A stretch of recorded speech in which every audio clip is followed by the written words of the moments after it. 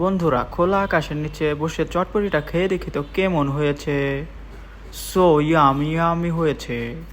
Hey guys, আসসালামু আলাইকুম। আশা করি সবাই ভালো আছেন। Welcome back to another brand new video. Guys, আজকের ভিডিওতে থাকছে চটপটি এবং ফুচকার রিভিউ। নর্মালি আমরা জানি না এটা টেস্ট কেমন, তো আমরা প্রায় এখান দিয়ে হাঁটাহাঁটি করি, দেখতে পাই যে এই দোকানে অনেক ভিড় হয়ে থাকে, অনেক কাস্টমার থাকে।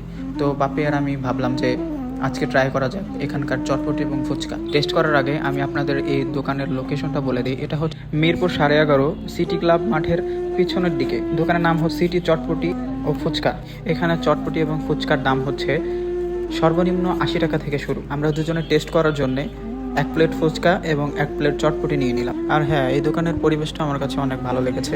আপনি চাইলে ভেতর সাইডটাও বসতে পারেন এবং বাইরেও বসতে পারেন।